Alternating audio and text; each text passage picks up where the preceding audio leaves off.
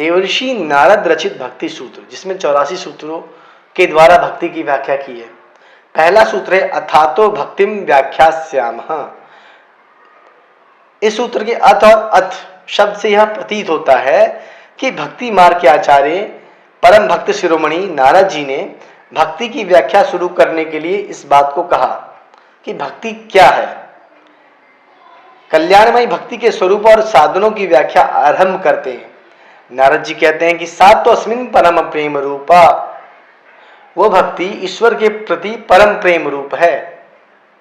भक्ति के अनेक प्रकार बतलाते गए हैं, परंतु नारद जी जिस भक्ति की व्याख्या करते हैं वह परम प्रेम रूपा है। भगवान में अनन्य प्रेम हो जाना ही भक्ति है।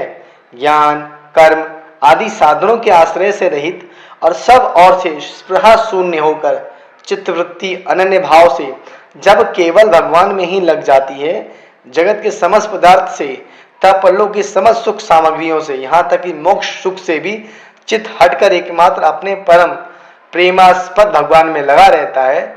सारी ममता और आसक्ति सब पदार्थों से सर्वदा निकलकर एकमात्र भगवान के प्रति आसक्त रहता है, तब उस स्थिति को अनन्य प्रेम कहते हैं।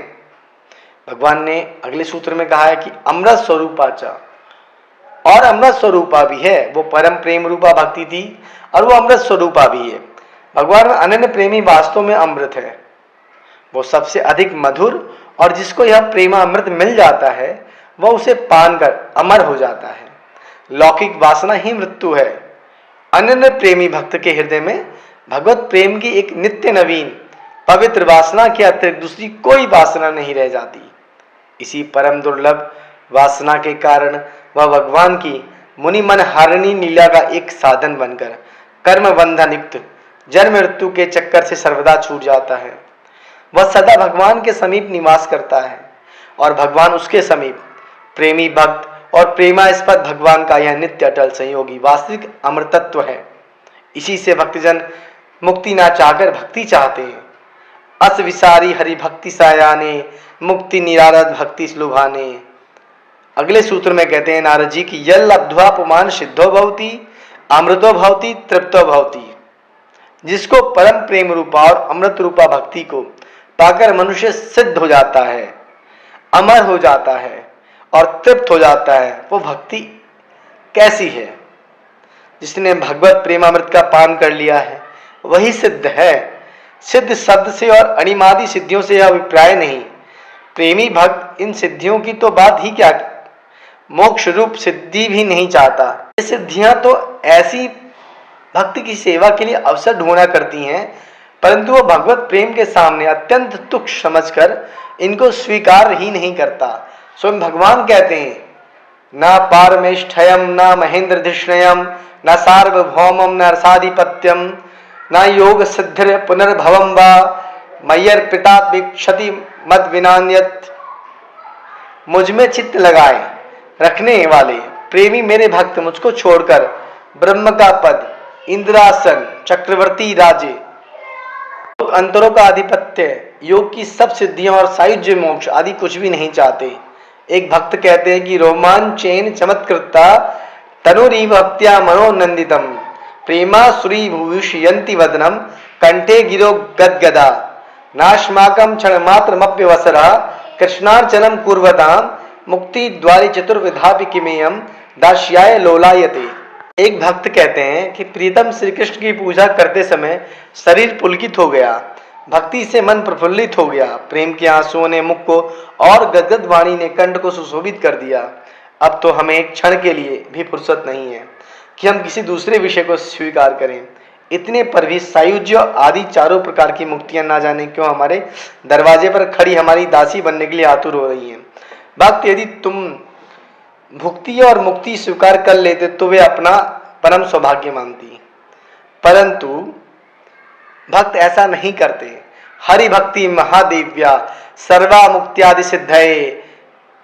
नारद पंचरात्र में ऐसा बोला गया कि मुक्ति आदि सिद्धियां और अनेक प्रकार की विलक्षण मुक्तियां भोग दासी की भांति हरि भक्ति महादेव जी की सेवा में लगी रहती हैं। काक भुसुंडी जी महाराज कहते हैं कि जीमित थल बिनु जल हरि न सकाई कोटि भादि कहु करे उपाई।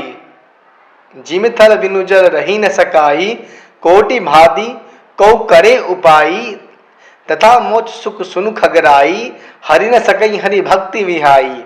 इसलिए यहाँ सिद्धि का अर्थ कृत कृत्यता लेना चाहिए।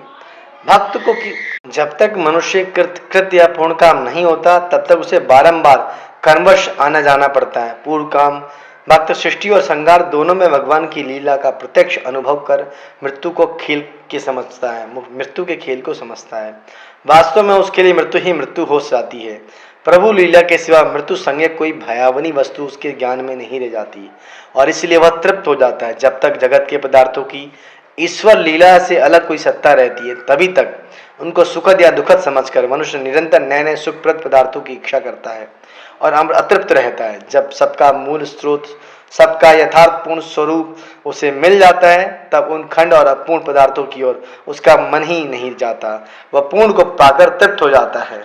अगला सूत्र कहते हैं नारद जी की, यद प्राप्यम न किंचति न वांछति न सोचति न द्वेष्टि न रमते नोत्साही भवति। जिसके प्रेम रूप स्वरूपा भक्ति को पाकर मनुष्य किसी न किसी वस्तु की इच्छा नहीं करता है, न कभी शोक करता है, न द्वेष करता है, न किसी वस्तु में आसक्त रहता है और न उसे विषय भोगों की प्राप्ति में उत्साह होता है, वह बिल्कुल सम हो जाता है। वह भक्ति उस परम महान वस्तु को पा लेता जिसके पाने पर सारी इच्छाएं नष्ट हो जाती हैं। जगत के प्रेम, ऐश्वर्य, सौंदर्य, बल, यश, ज्ञान, वैराग्य आदि समस्त पदार्थ जिनके लिए भोगी और त्यागी सभी मनुष्य अपनी अपनी रुचि के अनुसार सदा ललचाते रहते हैं, भगवत प्रेम रूपी दुर्लभ पदार्थों के समान अत्यंत तुच्छ हैं। विश्व भर में फैले हुए उपयुक्त समस्त पदार्थों को एक स्थान पर एकत्रित किया जाए तो भी वे सब मिलकर जिस भगवान रूपी समुद्र के एक जल कण के समान होते हैं, वे भगवान स्वयं जिस प्रेम के आकर्षण में सदा खिंचे रहते हैं, उस प्रेम के सामने संसार के पदार्थ की क्या गिनती। सुखदेव जी कहते हैं कि यस्य भक्ति भगवती हरऊ निःशेषेश्वरे। जो परम कल्याण के स्वामी भगवान श्री हरि की भक्ति करता है वह अमृत के समुद्र में कीड़ा करता है। गड़ेया में भरे हुए मामूली गंदे जल के सदृश किसी भी भोगों में या स्वर्ग आदि में उसका मन चलायमान नहीं होता। जैसे भक्त भोग, मोक्ष आदि की इच्छा नहीं करता, वैसे ही उनके नष्ट हो जाने का शोक भी नहीं करता। भोगों के नाश को वह परमात्मा की लीला समझता है। इससे सदा वह हालत में आनंद ही रहता है, हर हालत में वह आनंद ही रहता है। परंतु भक्तों प्रेम के सेवन में यदि सायुज्य मोक्ष के साधन में कमी आती है तो वह उसके लिए भी शोक नहीं करता, बरम सदा वह यही चाहता है कि मेरा भागवत प्रेम बढ़ता रहे, चाहे जन्म कितने ही क्यों ना धारण करने पड़े। चोहो न सुगति सुमति संपत्ति कछु, रिधि सिद्धि विपुल बढ़ाई, हेतु रहित अनुराग राम पद बहु अनुदिन अधिकाई। इसी प्रकार वह किसी जीव से या लौकिक दृष्टि से प्रतिकूल माने जाने वाले पदार्थ या किसी स्थिति कभी किसी से द्वेष नहीं करता। वह सब जीवों में अपने प्रभु को और सब पदार्थों को स्थिति में प्रभु की लीला को देख देख कर क्षण क्षण में आनंदित होता है। निज प्रभु मैं देखई जगत के ही सन करही विरोध। भक्त का मन सदा प्रभु प्रेम में ऐसा तल्लीन हो जाता है कि आधे क्षण भर के लिए भी अन्य किसी पदार्थ में नहीं रमता। गोपियां उद्धव जी से कहती, उदो मन न भय 10-20, एक हुतो सो गयो श्याम संग को आराधेश।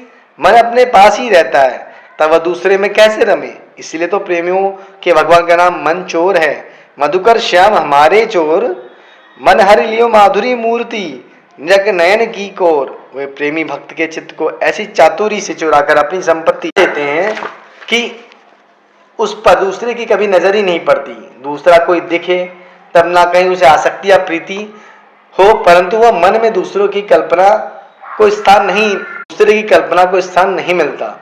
वहां किससे कैसे आसक्ति या रति हो, प्रेमी मई भक्ति में कैसे आसक्ति या रति हो, यह गोपियों ने कहा है। श्याम तन श्याम मन श्याम है हमारो धन, आटो जाम उदो हमें श्याम ही सो काम है। श्याम ही है श्याम जी है श्याम बीनु नाही तीय, आदि किसी गिला करी आधार श्याम नाम है। श्याम गति श्याम मति श्याम ही प्राण प्रति, श्याम सुखदाई सो भलाई सो बधाम है। उदो तुम भय बोरे पाती लेके आए दौरे, जोग कहाँ रखे यहाँ रोम रोम श्याम है। जब तक प्रियतम श्री कृष्ण को छोड़कर दूसरे के मन में प्रवेश ही निषिद्ध है, तब दूसरे किसी की प्राप्ति के लिए उत्साह तो ही कैसे। कोई किसी को देखे सुने, उसके लिए मन में इच्छा उत्पन्न हो, तब ना उसके लिए प्रयत्न किया जाए। मन किसी में रमे तब ना उसे पाने के लिए उत्साह हो। मन तो पहले से ही किसी का एक हो गया, उसने मन पर अपना पूरा अधिकार जमा लिया और स्वयं उसमें आकर सदा के लिए बस गया। दूसरे किसी के लिए कोई गुंजाइश ही नहीं रह गई। यही यदि कोई आता भी है तो दूसरे से दूर लौट जाना पड़ता है। क्या करें, जगह ही नहीं रही। रोम रोम हरि रमी हरे, रही न तनिको ठोर। नेत्र विचारे मन की अनुमति बिना। किसको देखें, जब कोई कहीं दिखता ही नहीं तब उसको पाने के लिए उत्साह की बात ही नहीं रह जाती। दूसरी बात यह है कि उत्साह होता तो है मनुष्य को किसी सुख की इच्छा से। जब समस्त सुखों का खजाना ही अपने पास है तब क्षुद्र सुख के लिए उत्साह कैसे। इसलिए प्रेमोत्साह के पुतले भगवत प्रेमी पुरुषों में लौकिक कार्यों के प्रति, विषयों के प्रति कोई उत्साह ही नहीं देखा जाता। भगवान ने स्वयं कहा है, यो न हिष्यति न द्वेष्टि न शौचति न कांक्षति शुभाशुभ परित्यागी भक्तिमान यह सा में प्रिय। भगवत गीता के 12वें अध्याय के 17वें श्लोक में कहा है कि जो ना कभी हर्षित होता है, ना द्वेष करता है, ना शोक करता है, ना कामना करता है तथा जो शुभ अशुभ का त्यागी है, वह भक्तिमान पुरुष मुझको प्रिय है।